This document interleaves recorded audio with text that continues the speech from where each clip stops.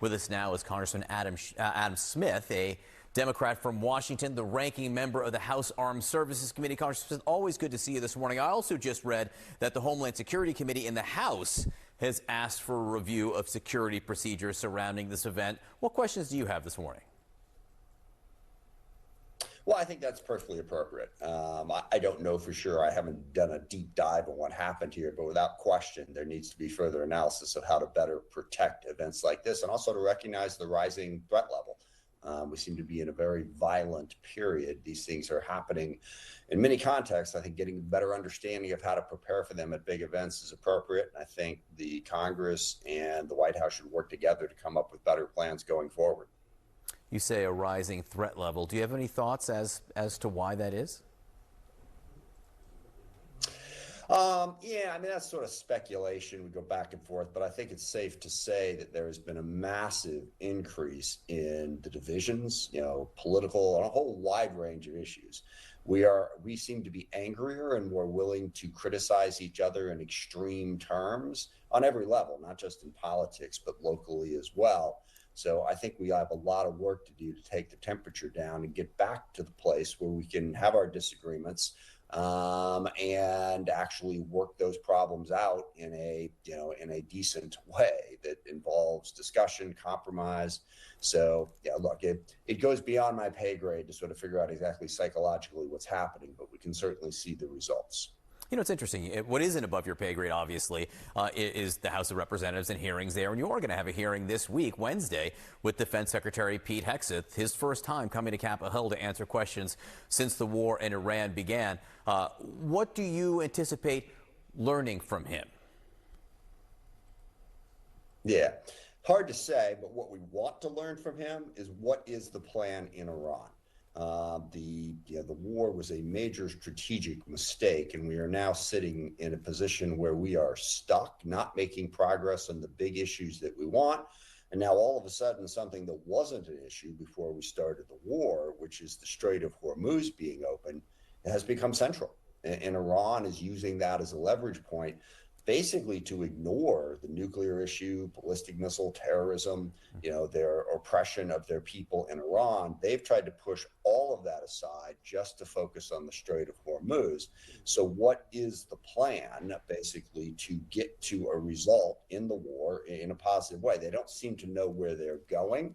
And also, what is the military plan? The president certainly has made some outlandish claims about what he plans to do with the military to try to force Iran to come around to those issues. But what are we actually planning on doing? And crucially, how do we think that's going to affect the strategy? I mean, we can talk about dropping bombs in a whole bunch of different places, landing troops, taking Karg Island, all the extreme stuff that the president has said.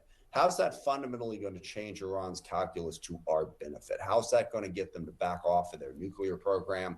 How's that going to get them to back off of their ballistic missile program? That link is not clear.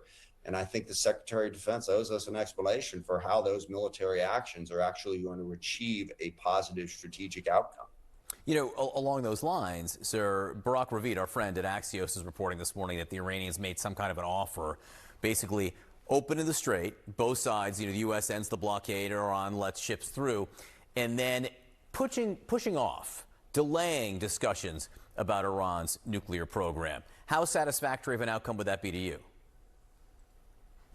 It'd be completely unsatisfactory, but at this point, it may be the best we could do. I think it really highlights, again, the strategic failure of this war. Iran was as weak as it had been in couple of decades at the time this war started, in large part because Israel had pushed back against them, had attacked them and weakened them. Hezbollah was weakened, Hamas was weakened, Assad had fallen. We were in the midst of a negotiation over their nuclear program and other things. And then we started this war and really strengthened the hardliners and sort of let Iran know that they could take our best punch and stand. So we have been put in a much weaker position.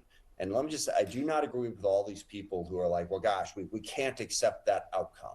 We have to, quote, finish the job, end quote.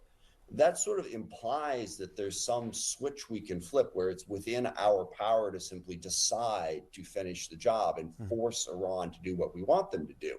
I think it's become very clear that we don't really have that power. And the cost of trying is enormous. You referenced gas prices, oil prices.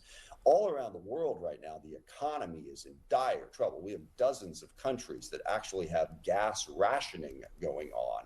The Middle East is in chaos. The Israel-Lebanese war is a lot hotter than it was when this war started. Shia militias in Iraq are attacking Kurds in Kurdistan. We've put ourselves in a very bad spot. So let's not assume that somehow dropping a bunch more bombs is going to fundamentally change that. That's what got us into this mess in the first place. Congressman Adam Smith, the ranking member on House Armed Services. We look forward to seeing these hearings on Wednesday. It'll be interesting to see what questions are asked of the Defense Secretary, but also what answers he gives on just some of those issues that you raised. Appreciate your time, sir. Kate? Presidents in danger. American history is filled with presidential close calls. A closer look